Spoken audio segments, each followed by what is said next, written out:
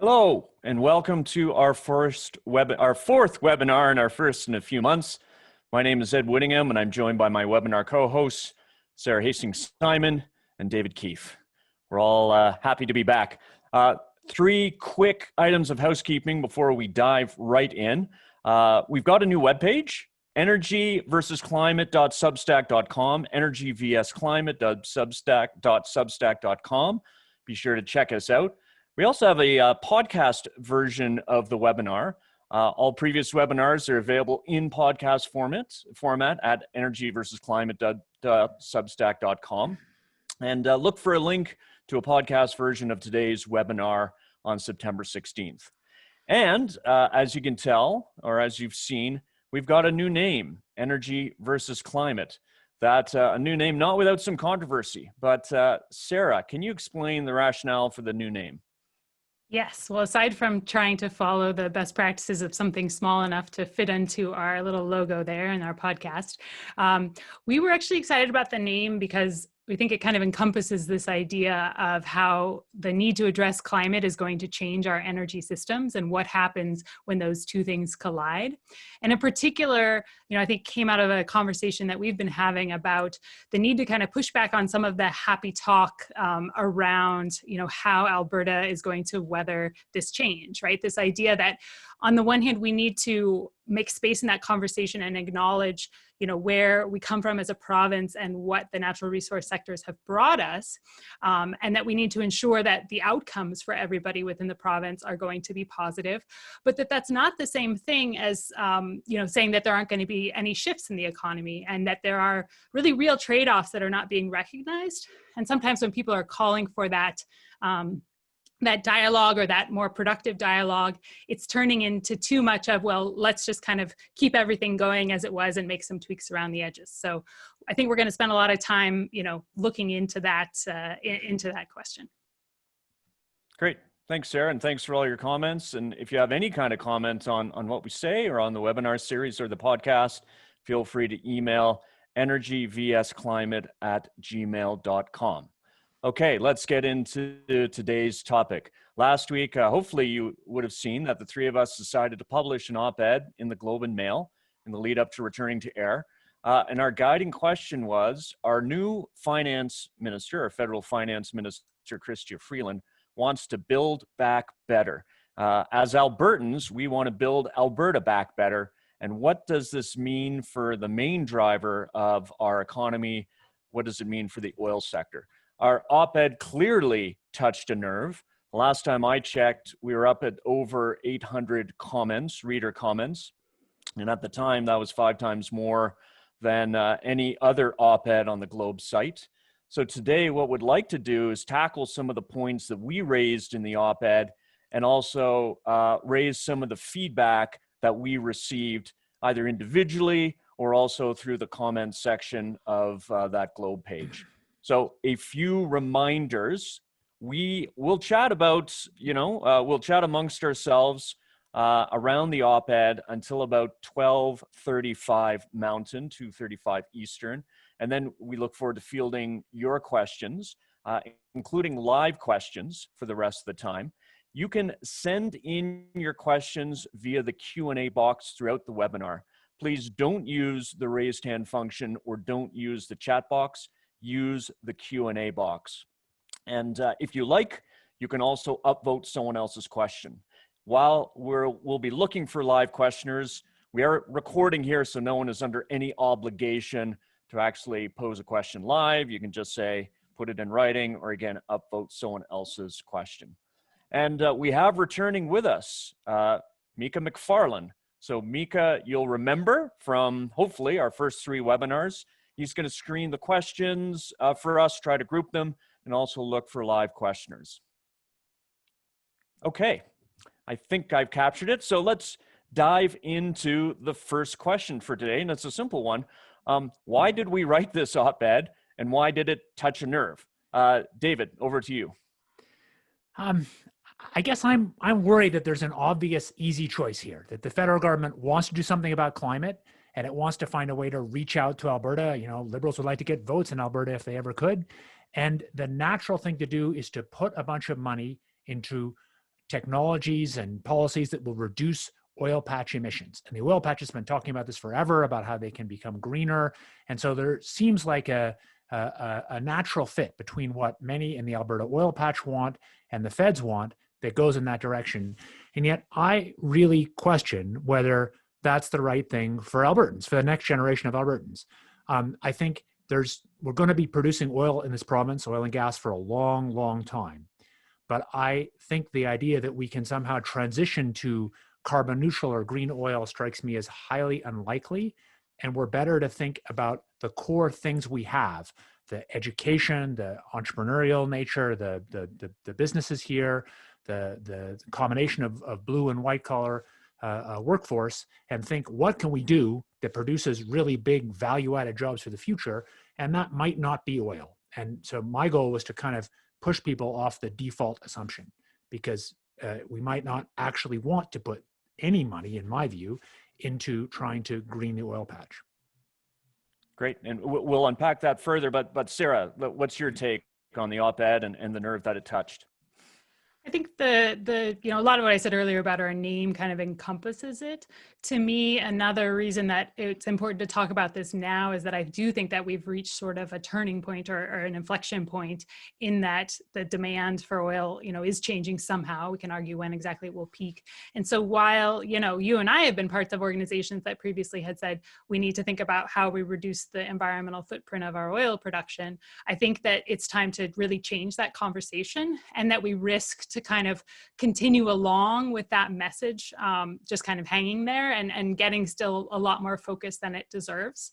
I think that it really touches a nerve because it's a challenging thing, right? I mean, it's, what we're saying, of course, is as people that live in Alberta and, want to see a prosperous future here, I've made Alberta my home, and I would like to stay here for a very long time. And so it's scary, right? I mean, it's scary to me to see the challenge that we're up against. And I think it also touches a nerve because until recently, a lot of the focus has been on how we shouldn't do this or shouldn't do that, and not a lot on so what should we do instead? And so, when presented with a problem without a solution, then there's a natural reaction to that, which is, I think, a lot of what we're seeing. Sure. Yeah, and I'd share with you, and I know, David, you're the same. Listen, we live here in Alberta, and we've raised kids in Alberta, or raising kids. We've got a deep stake in this province. We're not overnight campers planning to relocate. Right now, you've got to look, like the feds and provinces, they're contemplating once in a generation investments in the economy. Some of it is played out, but I really think it's still just the tip of the iceberg. What we're hearing is, especially budget 2021, the federal budget, will be a big spend budget. It will set the direction of Canada for perhaps a generation to come. And then that's it. After that, we're looking at, say, a decade of digging out of a massive fiscal hole in terms of debt. So we, I think, want to inform that debate and think it was timely to do so, to make sure we make the right investments if this is a once-in-a-generation opportunity. Why it touched a nerve?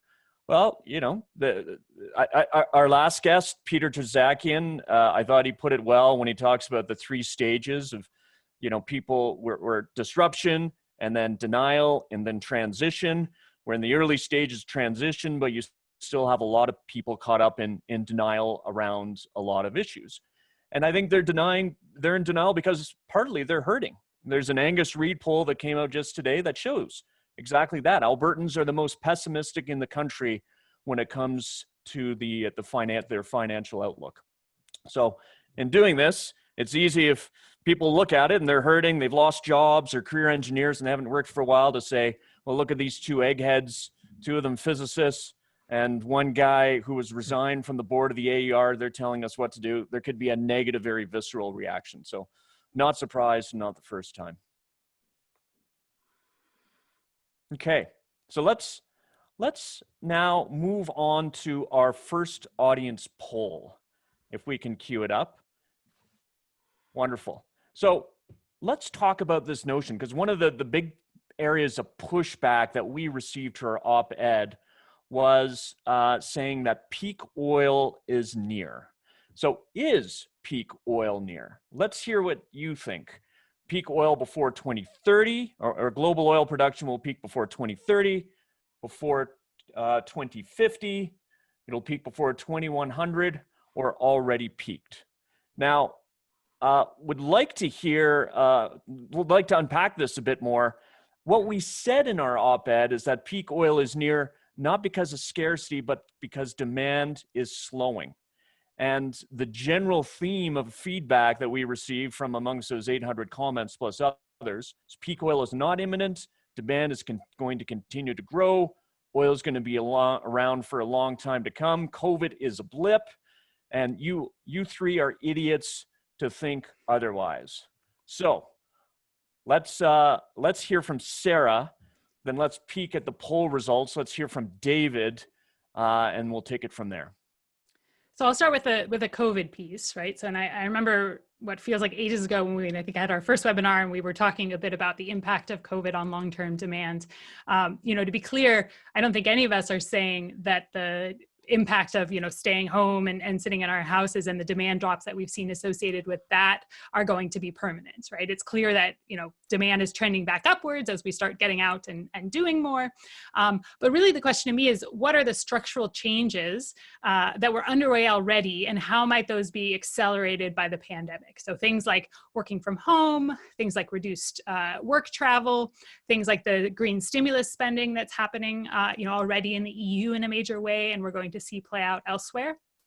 And so I think that it's those pieces really more than COVID itself, but in so much as that hits a bit of a reset button and might cause us to see some of those changes happen sooner. I think that combined with, what we were seeing already, which was partially climate motivated. So you have a lot of strong climate policies coming into play. And, just looking right now at the pictures that I've been seeing coming out of California and Oregon this morning, where they're just facing really devastating wildfires, I think that the desire to act on that is only going to increase. And at the same time, you have technology that's advancing quite quickly around batteries and EVs. And so it's this perfect storm of kind of the technology is there, the will is there, you've hit a bit of a reset where people, can look at their habits and start to change their habits. And I think all of those are going to move the peak sooner than, what it already was, what a lot of people were saying was going to be, already 2030 to really being, either now or in the very near future. So my personal view is that transportation demand and transportation energy demand won't peak for a very long time, maybe ever. I mean, if you include space travel or, some kind of very fast travel in the future, it may be that we still have rising total energy for transportation into the next century. I could easily believe that. But I think that climate policy is not going to happen as quickly as Greens want. But there are really strong pushes for climate policy that are growing and for air pollution policy. And that combined with the fact that electric light-duty vehicles really are getting cheaper. I mean, against my expectations, cheaper and more plausible than I thought. That doesn't mean they can take the whole market quickly. They won't. For me living in Alberta, doing some long distance drives and in the winter, I'd say electrics are still quite a long way off. But that's a rare case. Most people live in urban areas, and I think there's lots of opportunity for pretty quick penetration into that urban part of light-duty vehicle demand, which is maybe a third of total transportation demand. And there are pathways, not immediate, but there are pathways further out to deal with other parts of the transportation system. So if you're talking aircraft, where I think demand just keeps going up for a very long time, or long-distance freight, there are clearly pathways that can work. Some combination of synthetic fuels and hydrogen. Neither of those are going to take big chunks of the market, I don't think, before the 2040s, but I think they're technically doable and the policy drivers are there. And that means I expect to see total demand gradually flatten and have a long flat peak, but it will not keep going up. Okay. David, I just want to pick up on something that you said. So you said that climate policy is strengthening, but not as fast as Greens would want. And I count myself amongst those Greens, let's say. But then where is it strengthening? Because if you look at the past couple of years, it doesn't feel like it's strengthening. So what makes you say that? Yeah, so I mean, I would count myself among the Greens too.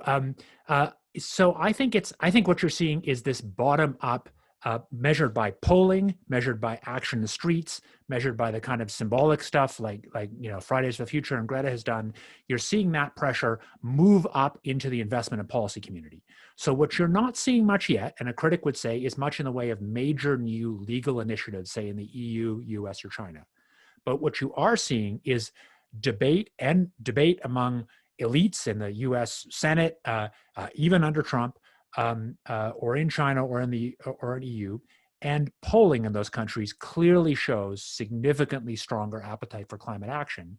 And one thing you're seeing is the investment community really beginning to respond to calls for climate action in a way that wasn't happening a few years ago, or rather it was happening more purely symbolically, and now it's inching from symbolism into some real action. Gotcha. So okay. I would just push back, David, a little on what is happening in the legal front. I think I think a lot of these things are coming into effect in places, and we're only just going to start to see the teeth of them, right? So a couple examples, right? In California, there's some pretty dramatic targets that were just put in place around EVs. And one story that I really like or dislike coming out of Germany is that the 2030 target for the German car fleet is based on the 2020 emissions benchmark. And so what you actually see is a bunch of German car companies, which are, big sellers in the world, obviously, just ready and waiting when the clock hits, January 1st with their fleet of EVs. They can't get them into the market in a major way this year because they want to make sure, to cook their target a bit, make it a bit easier. But I think we're still going to be surprised. Some of us will be surprised by the pace of that change of these laws that are just starting to trickle down onto the books. Great. Okay, I just want to look at the poll results, and then I want to talk about why this is such a sensitive topic. So on the poll results, if you look, close to 50% think of our webinar participants today think it's going to peak before 2030. 17% think that it's already peaked. I'm actually surprised by how high that is. 31% see a peak before 2050, and then a scant 3% sees a peak before 2100. That seems like a long way off, but there we go. So before 2030. So I would like to just unpack a little bit why this is so sensitive, and I'll give you my take, and I'd love to hear from the two of you. We recognize like the world is going to add 2 billion people between now and 2050, and that's like adding a couple Detroits every week for the next 30 years. And we're also going to add, let's say, 1 billion new cars to the existing fleet of 1 billion cars. And for a long time, we thought that Alberta oil could help to power to provide energy services to the extra 2 billion people, and could also help to power those 1 billion new cars. And I've literally had senior executives of energy companies say, our vision is Alberta oil will light up sub-Saharan African villages. And I get that, and I want that vision as well. I just see tremendous logistical challenges, not to mention carbon and cost challenges that we're talking about today to that. But in a world, if we didn't have climate constraints, we would be providing those energy services or powering those extra billion cars through hydrocarbons. They're cheap, they're sure. We've got them in abundance, and of course we would do that. But we do have this climate problem, but I still think people have a tough time reconciling those realities of an extra 2 billion people, an extra billion cars, and climate realities that will start to limit the role that oil can play. And when I look at every credible 2C scenario out there right now, including some produced by the super majors, by big oil and gas companies, they have common elements around decarbonizing and increasing electricity, electrifying mobility and heat, increasing or decreasing energy intensity across sectors. And it means that oil consumption peaks and declines. But there still seems that a lot of people have difficulty computing in their minds, adding so many new people, so many new cars, and there not being this tremendous hockey stick-like growth for oil. So what do the two of you think? Why is this such a sensitive topic? It's almost like poking a sacred cow in this province. I think there's two factors as we put it out in the op-ed. I mean, one is this gradual weakening of demand that's going to come fundamentally from climate and technology, from climate policy and technology.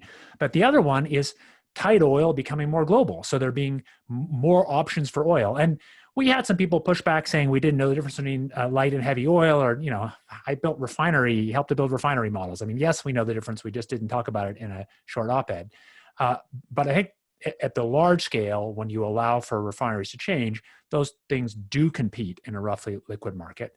And the fact is that while tight oil is not as easy as its proponents say, and while decline rates are high and so on, fundamentally the world did figure out how to make much more oil at prices around $50 a barrel.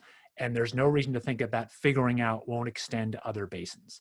And that means that in a world where that's true and demand is slowing down, that the forecast for long run prices really doesn't look good. And that's the thing that I think really alters the way maybe some people ought to think about Alberta's future role. Yeah, I guess, violently agree with with David on this one. I think, some of the pushback that we got around the substitutability is really not looking at, the short term versus long term, where I think people do acknowledge that, right? Because there is often this call that Alberta oil should replace Saudi oil, which obviously is that mostly lighter oil that, we would be trying to compete with. And, it does come down to these dynamics of what is the decline rate from, the wells that are producing, how quickly do the refineries shift over. But I think one of the big challenges is really as investors that are going after new oil in this world that's increasingly volatile, shale, which you can turn on and off, very quickly, is a much more attractive investment area for new oil. And so again, it's this point of, I feel like it keeps being lost in the debate and discussion in Canada. And I don't know if that's willful in some cases, or just, we're often kind of discussing up here and not going down into the weeds. But this idea that, we can continue to produce from our existing projects in Alberta. But that's very different than asking whether or not we will be building new projects. And it's also very different talking about, what the oil price is and what that means for royalties and for, jobs and all of those things. And so, I think it's, you can debate the peak year, itself, but I think you're already seeing a number of players, major players that are saying, look, as we're thinking about where our next oil investments and oil production is going to come from, it's not going to be here, and changing the environmental footprint isn't going to change that. I think to come back to the core idea in that op-ed, it's if you have an extra 100 million or whatever it is to spend, two worlds.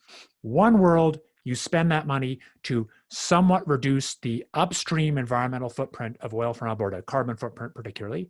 And the other world, you invest it in whatever is the next thing that's going to work in Alberta, whether it's some kind of new light manufacturing or nuclear power development. I'm not talking nuclear power for oil sands. I'm talking for low carbon electricity or wind power or IT, whatever it is.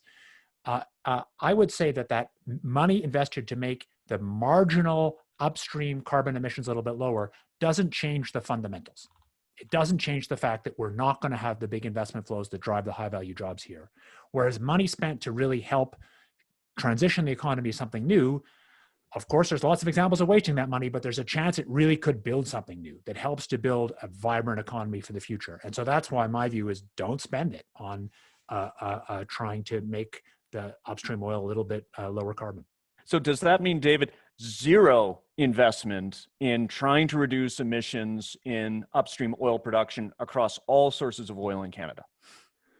I would argue that there really should be near zero public investment in really trying to reduce carbon footprint of oil. It just shouldn't be our focus.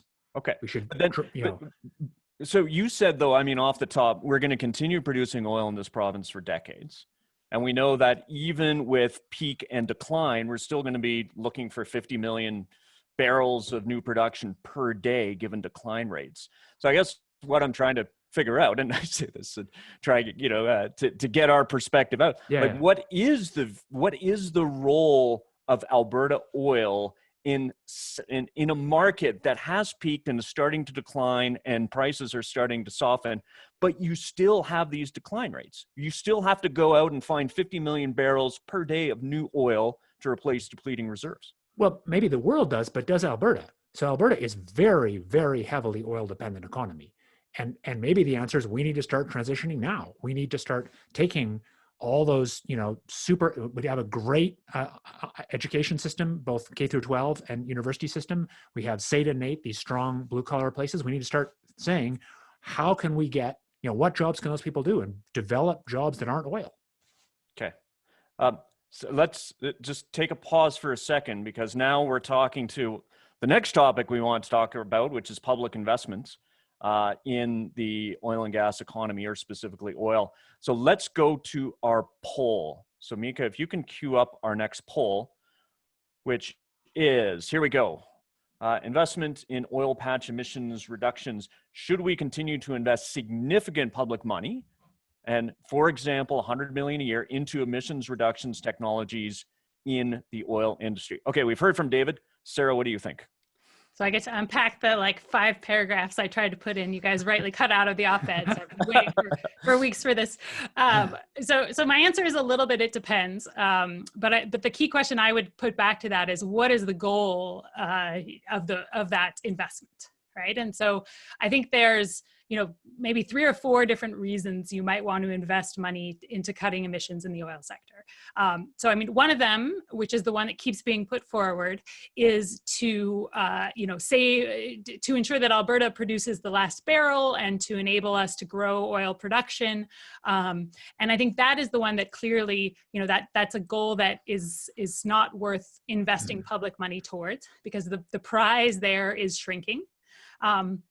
There are other reasons, though, that you might want to do it, right? And some of those are valid. So one reason is just because, aside from sort of shifting our economy in Alberta to compete in a low carbon future, we also need to reduce emissions, the footprint of our own emissions at home. So that's one that I'll come back to. The other reason would be, if we think that there is some new technology that we can grow that will, produce value for the province. So those are there's sort of 3 reasons. And, we definitely shouldn't do it for the first, but I think the other 2, there may be some value to that.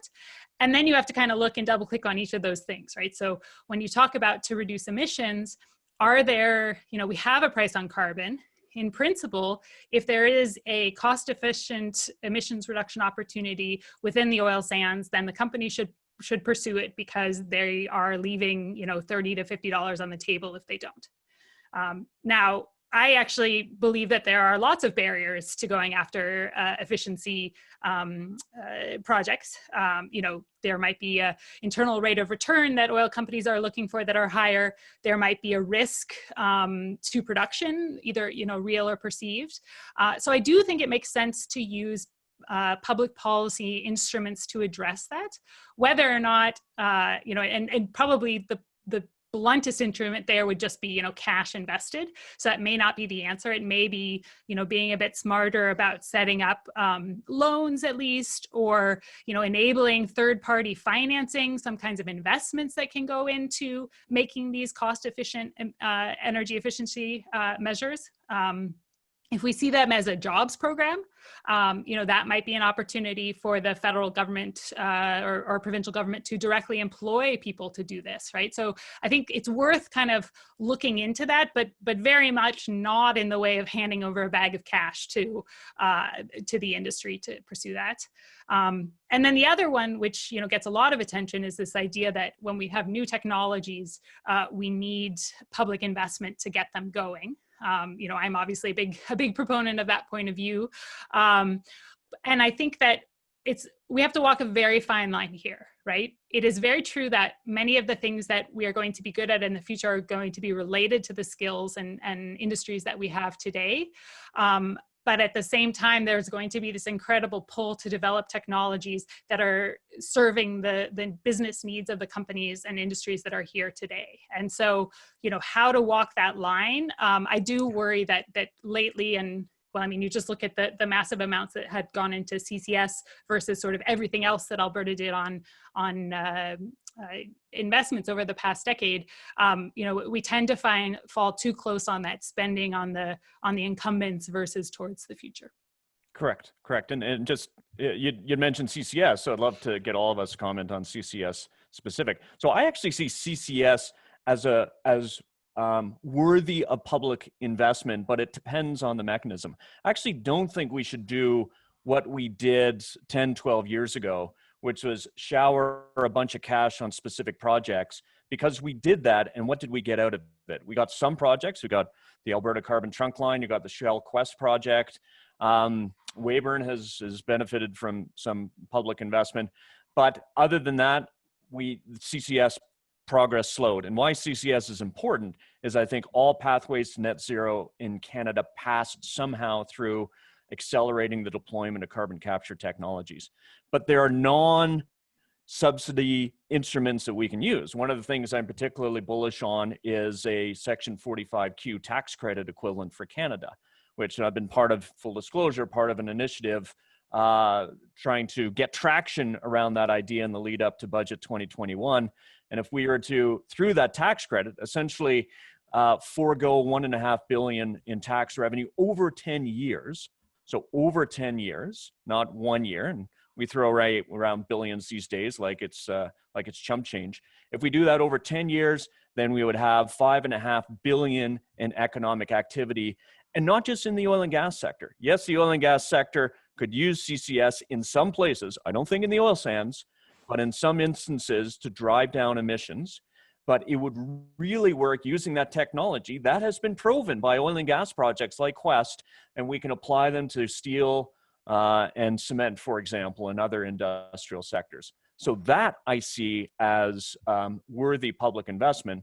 But I think people, part of it is they just bristled at our primary thesis, which is we're saying if you're producing high carbon, high cost oil today in a world of low cost oil and moving to low carbon oil, then we see it as, and I think, Sara, in our op-ed, you coined the phrase, a Herculean adjustment effort, and therefore it's a bad use of public funds. And I think we stand by that. And by the way, looking at our poll results, boy, have we ever split the room. Yep, good. Split the room. This looks like the, a recent presidential election result, or perhaps a Quebec referendum result. 53% say yes, we should continue to invest significant public money into emissions reductions. 47% no. Okay. Ed, David, I wanted to, comments. oh, go ahead. Yep, no, go ahead. I just wanted to jump in on your question of, spending the money in the subsidies format. I actually think that if anything in Canada, we do too little direct subsidization of new technologies. We're too quick to go to tax credits and, maybe industry cost sharing. And we need to do more of that. That's my point of view, right? I think that too often, the whole idea is that government is going to push forward these ideas that are further from market. And so if we're purely relying on tax credits to make them happen, we're almost by definition not going to be there. So you do need to be careful, right? Because of course you're talking about using public money and it can be wasted. But I think that we've fallen a bit into this trap of, if we do it in this way with tax credits, it won't be a waste. Whereas if we do direct subsidies, it will. And I think that's quite a dangerous way to approach this policy. Okay. All right. One question I want to put to the two of you, and then I want to get to our chat board here and bring in questioners. Methane specifically. Is methane and investing, because Canada has just announced recently announced a fairly big package, 675 million, for methane reduction opportunities in the oil and gas sector, not just the oil sector. It's, probably more specific to the gas sector, far more. Is that a good use of public funds or no? I personally don't think it's good to put too much money in. People exaggerate the importance of methane for climate, partly because they take as some scientific fact the global warming potentials, the ratio of methane to CO2, and those global warming potentials are correct if you believe the world has no value whatsoever after 100 years, because they have discount to zero in 100 years. But if you care about the long-term future, if you like to preserve your grandkids and kids' chance to live in a healthy climate, then that overvalues the importance of methane. Methane has an atmospheric lifetime of just a decade. And I certainly think we should put some effort into reducing methane emissions upstream and downstream. But if you believe, as I do, that we're going to need to transition away from oil and gas, I think we should put some carbon equivalent price on methane to encourage people to do the obvious. But I don't think a big focus on figuring out how to squeeze those relatively short atmospheric lifetime methane emissions out of oil and gas makes sense compared to other ways we could spend the money to make a cleaner environment for our kids. Sorry, I just want to hot pursuit that, or quick rebuttal. So David, we need to transition away from oil and gas. Yes, we also need to produce a lot more electricity if we're going to electrify mobility and heat. that electricity, some of it will come from renewables, but there are simple limitations in terms of economics and social license to how much renewables you can produce. Some is going to come from combined cycle natural gas. For that, we still need gas, and gas is still going to be around for many decades. And if it is, then why wouldn't we should go after the methane problem? And it's a cheap ton to go after. Well, but you mentioned CCS. So one place is, so I think I'm not supportive of a big effort to do CCS in oil production, say in enhanced oil recovery, because I just don't really understand the environmental case. But I do think that there are places where CCS for electricity can make a lot of sense. And I do think that somebody's asked about renewables. We will need natural gas to manage intermittency in renewables. And natural gas with CCS could make a lot of sense. And I think it'd be great to see some projects like that go. But then you're going after the big bulk of the carbon footprint, which is the combustion emissions. And, you know, again, it's like, why did Willie Sutton rob banks? Because that's where the money is. Most of that carbon is there. The methane emissions in the upstream pipeline system are relatively small. So I don't see a cause for Canada to put a big effort into those. Okay, Sarah? I guess I come down in the middle on this one in terms of, I think that it's worthwhile where it makes economic sense. And so by that, I mean, yeah, what's the equivalent carbon price that you would have to pay for this? And if I spent that money sending, you know, the same amount of workers out to insulate a bunch of houses or improve efficiencies in other ways, you know, how does the return of those two things calculate? I think too often we talk about, you know, should we spend the money doing this sort of in the abstract without looking at the alternatives? I think that where it is spent, it's really important that it's structured in a way that it's going, you know, directly to the programs that do that. And I think similarly, you know, we are sometimes too worried about using regulations to go after some of these things, where if we say, you know, look, they're really cheap, but we don't think pricing is going to work, we seem to often be defaulting just to spending. So, you know, is there a role for, okay, well, if you think that we're so good at producing, you know, these resources and we can do so cheaply, and we can address the methane problem cheaply, well, then, you know, set people that target and they can go do it. And you know what, usually in the past, when these regulations have been set and people do retroactive analyses of, you know, how much it costs to meet them, the actual costs are often, you know, tens, hundreds, even thousands of the initial estimate. So I think that we also need to, you know, take a closer look at some of that pushback around where we can't put in place regulations. Okay, cool. So just quick thought for me, and then let's go to questions. So I think that, like coal, going after methane produces big numbers, and in this province is nearly as big as coal. I think it's a cheap ton to go after, and sometimes, you know, you're looking at sub $1 to switch out a leaky valve, and it's employment intensive. You got to find the leaks. That means jobs. You got to seal the leaks. That means jobs, and that's actually something that I think I'm bullish on, that Alberta can teach the rest of the world as the rest of the world goes after its own methane emissions. But I'll give myself the last word, rightly or wrongly. Let's go to questions now. Mika, do we have a questioner lined up? We'll see if we can go to Lisa. All right. Lisa Mueller, welcome. You've got to unmute yourself, Lisa. Let's see if we can. I'm going to ask you to unmute. I can't unmute you, Lisa. Okay, we've got the classic technical difficulties. So let's come back to Lisa. Let's give a little snapshot of the conversation we're going to have in a couple of weeks' time. You see a comment here, Don Lawton. Hello, Don. One form of energy transition is to move toward blue hydrogen, natural gas feedstock, and CCS to deal with the emissions from hydrogen production. What do you think about that opportunity in Alberta? And at the risk of scooping ourselves in 2 weeks from now when we'll be talking about hydrogen, quick comments from the both of you. Sarah first. Sure. Hydrogen, it's like the thing on top of everybody's list these days. So I think that the one thing I'll point out is that when we talk about hydrogen, I think we're still too much talking about it just in terms of this raw fuel source. And we need to be thinking more about how, you know, hydrogen as an example, as a change in the way that we're, you know, using energy or producing energy is going to change many things within our global, manufacturing space, right? So, if hydrogen is going to be a major component of making low carbon steel, what does that mean? Is that hydrogen, need to be made close to steel production? Is steel production going to move to places where we can find low cost, low carbon hydrogen? Steel is cited in a place where it was because of access to the raw materials it needs today. So I think these are the kind of questions, definitely Alberta has an opportunity there, but it's more than just the hydrogen in itself. It's thinking about the broader system that sits around that. Yeah, I think there is some real room for Alberta to develop hydrogen use technologies. So like rail cars or heavy trucking on hydrogen. I think there's some, hope that if you gave the right signals, you could develop competitive industries that could export those technologies, not the hydrogen, outside. I'm kind of skeptical that there's a real opening for Alberta to do large-scale hydrogen production and export, because I don't see how that's really going to be very competitive for low-carbon hydrogen. And partly that's because I don't think in the long run we're going to make what people now call blue. I don't really understand these colors, but we're not going to make low-carbon hydrogen, I think, from natural gas at large scale for that long. I just did an effort with a bunch of guys from MIT looking at solar hydrogen, and I think that not today, but really in something like a decade, things are really changing.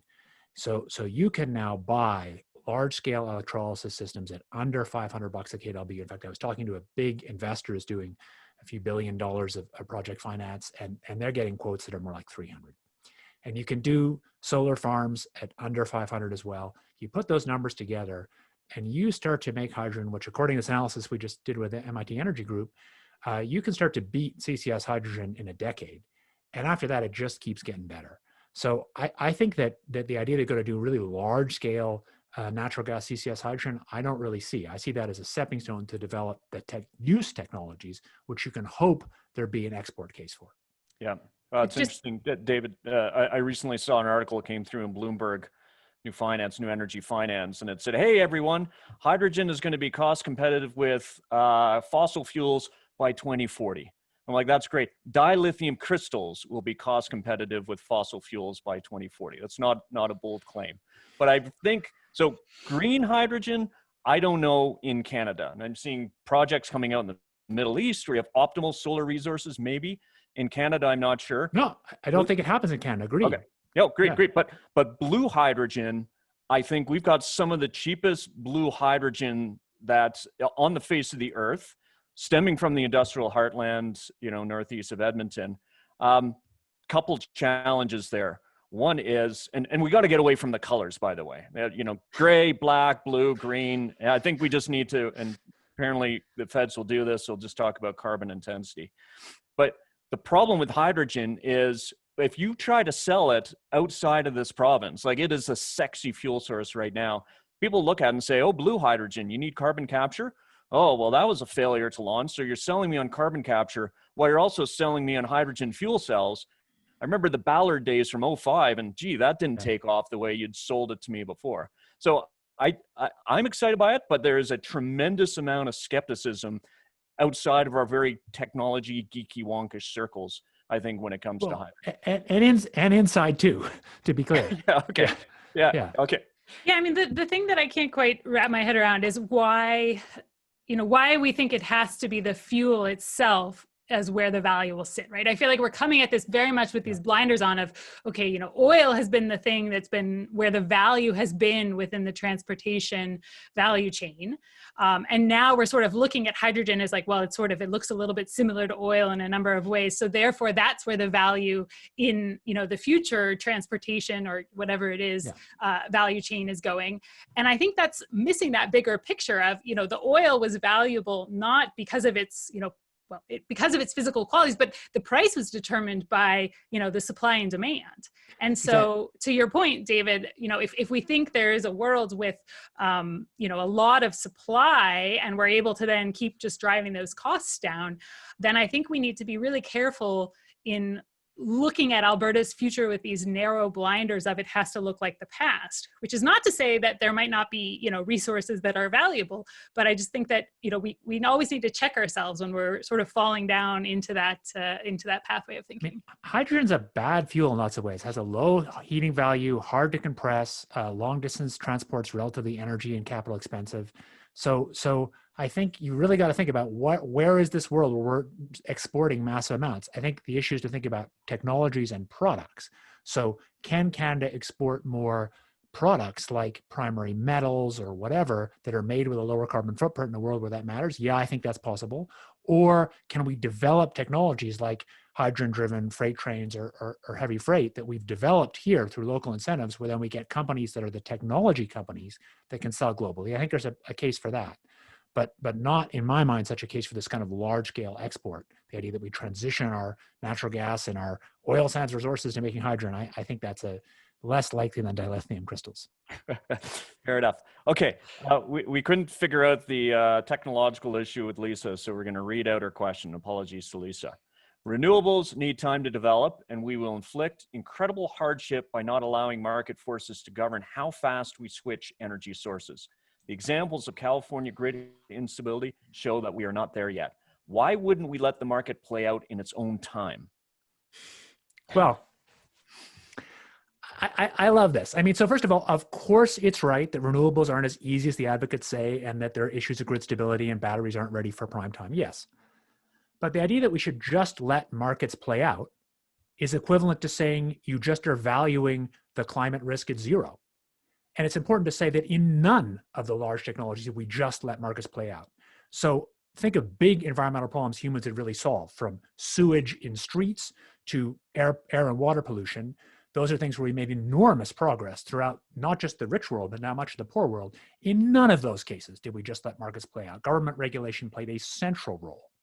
And I think there's no reason to believe that somehow without regulation, markets will magically find a way to decarbonize. I've never seen a coherent argument why that's true. And so unless you simply don't believe there's a climate problem, letting markets play out cannot be the right answer. Sorry for the double negative. You need to put a penalty on using the atmosphere as a waste dump for carbon if you want to deal with the risks of building up carbon in the atmosphere. And I'd go beyond that. So, I mean, first of all, the California story, I think we, as a new energy podcast, we are required to address this question. I think all energy podcasts have. The issue in California is not one where the problem was that there were renewables that went away, right? This is a question of how much capacity there is. That it was a very hot day. There was gas capacity that was lost. So the idea that this is the result of, or this is what happens when you have a grid with a high penetration of renewables is a simplification of what happened there.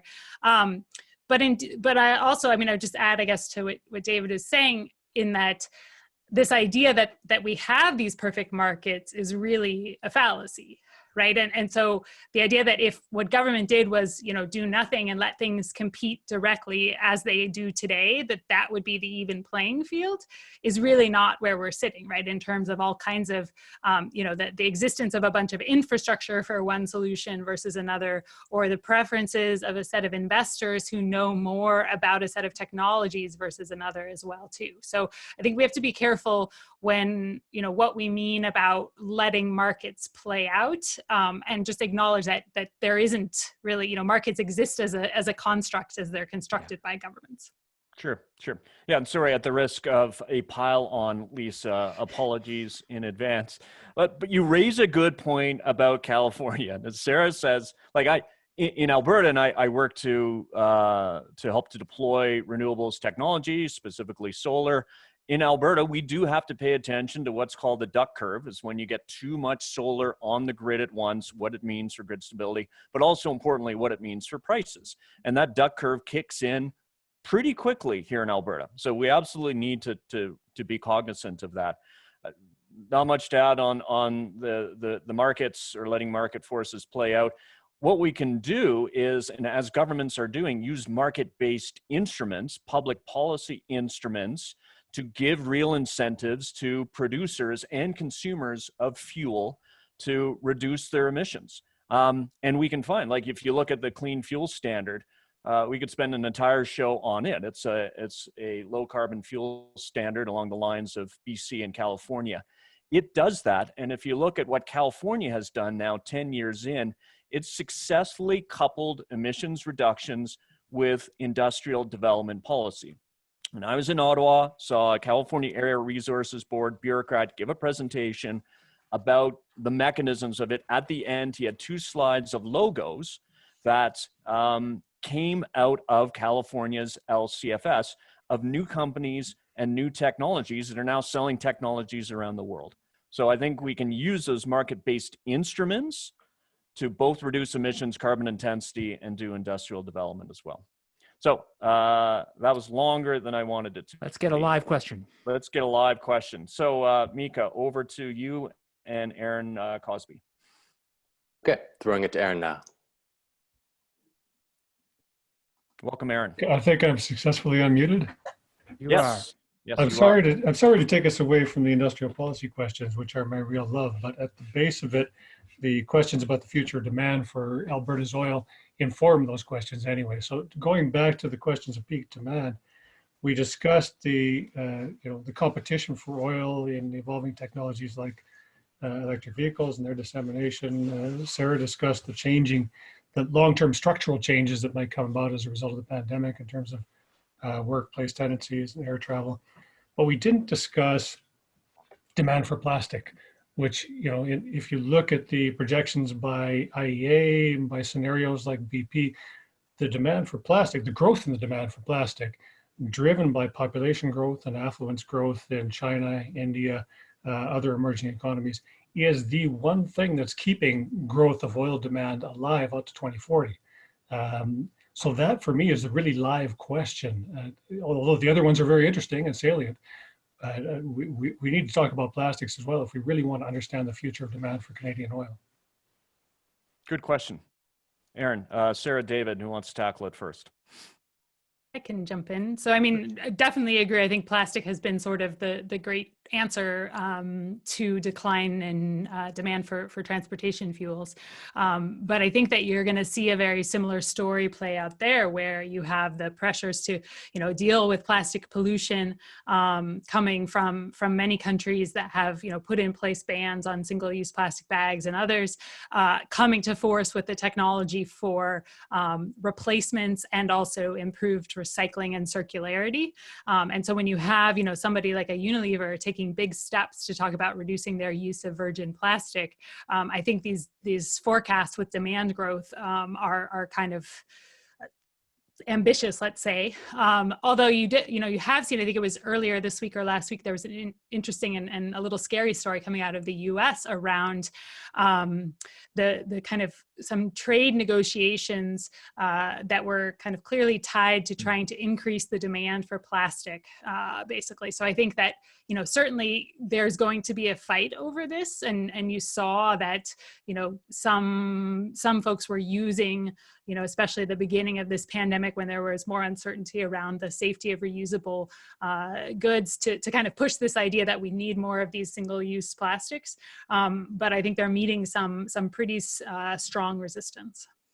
Maybe just one word to say that also this is where oil versus natural gas liquid starts to matter. So the plastics chemical production really drives more off the natural gas market than the oil market. Great. Next question. Yeah. Let's just move on. So what do you want to see us? This is, put your money where your mouth is. Panelists, what do you want to see us put Alberta's public money into? If we don't want to invest in upstream oil and gas emissions reductions or oil, then what should we be investing public money into? And we allude to that in the op-ed. We allude to that. We sort of threw out some sector names. But we also in the op-ed recognize that the three of us, still don't know what the exact path forward is. Although at the basic premise level, we say, listen, if a public investment dollar is becoming increasingly scarce, we know what we don't want it to go into, and especially in an industry that has big market fundamentals going against it. But what should you, if you were finance minister today, what would you be investing in? So this is a kind of dodging the answer. So first of all, what it's not. I don't think we're going to drive Alberta to be as economically vibrant as it is now just on IT services and tourism. I think we need some real industry. And I think, generically it might be light manufacturing, but I think we need to think about the skills we have. The skills that the big oil companies have here to do big, complicated project engineering and execution are skills that are in demand around the world for different kinds of projects. It's very expensive to hire engineers in big project operations in California now. There's lots of startups there where we may be a lower cost operator. That's not something maybe we aspire to, but it could produce a lot of high value jobs. I think the biggest thing at the level of the Alberta government need to do is admit we don't know the answer for sure, but have a serious bottom-up competition defined answers where we reward a limited number of winners. We don't want to make the Canadian mistake of trying to spread the money to everybody, but we don't want to say the government now knows exactly the right answer. Yeah, but so we split just follow up on that, David, we split the room down the middle in terms of should we be investing public money into oil versus not. You'll also split, and I've done this many times, a room down the middle as to is it the role of governments to pick winners or not? So can you explain, because you guarantee you've got half the people on the webinar who will disagree with you saying we should be picking winners. I think that is overstated. I think that what we need is the government to do a better job picking winners, to find ways to reduce crony capitalism, to innovate, to find new ways the government can make those decisions. But I think historically in the development of all sorts of technologies that we see around us, government has played a central role in picking winners. And I think that especially in a small country like Canada, or a small province like Alberta, it's vital that you choose some champions. Otherwise, the kind of global big companies will just eat your lunch. So I do think we need to pick them. I think the key thing is innovating about how to do it in a way that doesn't fall into the obvious trap, which is throwing good money after bad when some incumbent that has political pull keeps sucking at the government tit without actually having any chance of producing high value jobs. But the world is populated with technologies like the laptop I'm talking on that came from government picking winners. Yep. Okay. Sara, I'll go quickly. How about but that? you've written about rare earth metals. You published a piece in the Globe. So, what do you think we should invest in? And is rare earth metals one of them? Yeah, I won't dodge the question like David. I'll put some ideas. So I do think some of the natural resources, the metals and minerals of the energy transition writ large, so, rare earths, lithium, others, where even the technologies that we've developed or are developing for extraction of the oil sands, could be applied there because, while we are not going to need a lot of new net zero oil, we are going to need a lot of net zero materials for this low carbon future. So I think that's a huge opportunity for Alberta. And I see a lot of parallels with the way that, the government basically created SAGD and the oil sands the last time we were facing a resource crisis. I would add in there, though, in addition, I think agriculture and technology around agriculture is a big opportunity based on our, current skills and what we have in the province. And then in general, kind of engineering questions around enabling circularity in the economy. So, that's all kinds of things, but really gets at this, how are we going to make better use of resources once they enter into and are part of products, and to recycle them that has some good engineering questions underneath them. And then, this question of, so how do you do it well? And then there was another question, I think, around the track record, the poor track record that government has had before. I think it's walking that very fine line of using the sort of skills and resources that come from our existing industries. But where governments have had that poor track record, it's often because they've gone too close to what industry is looking for. It's not a big enough step away to really generate something new. And not to harp on that point, but actually I think that requiring matching funds from industry, it can be good for later scale deployment, but for that early stage stuff, it sort of naturally leads you down that path, because who's going to have the money to put in? Well, it's the people that are, thinking about, their business today. And this is not a, attack on anybody. I mean, this is what these companies are, what they have to do for their shareholders. They are doing the right thing. But I think that's one practical way for government to try to do that picking, better. Yep. And so I'll mention three quick ones, and then we've really got to wrap up. So one, I've said it before, I think we should publicly invest in carbon capture. It benefits a bunch of sectors, including cement and steel, and that can be through a tax credit. Two, I think we should invest in hydrogen and take advantage of some of the cheapest blue hydrogen we have on the planet, get it into our heating systems, use it. You can go up to 20% hydrogen, natural gas lines, and for transportation. 3, and we concluded our op-ed, I think we need to think about transition. And we need to think about what do we do with, unfortunately, a bunch of people in our oil and gas industries who are going to be demobilized in the next 10 to 20 years. And a basic income supplement, converting the CERB into a basic income supplement is one of those ideas. Okay, some housekeeping before we wrap.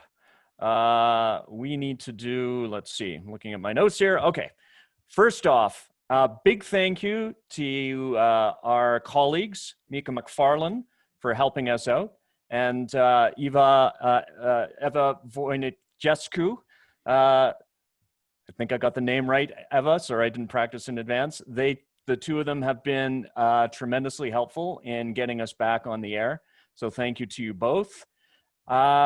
The video recap and podcast will be available next week on the 16th. We are going to be talking more about hydrogen. So if you enjoyed our teasers today, tune in for that. Give us feedback again at energyvsclimate@gmail.com, and a shout out to the Energy News Network for sharing the blurb about our webinar in its newsletter. They publish 5 free daily newsletters, and they're available at energynews.us. David, Sarah, did I miss anything? Don't think so. Thank you. Thanks. Okay, thanks. We had a lot of fun. We'll see you in 2 weeks' time. Bye-bye.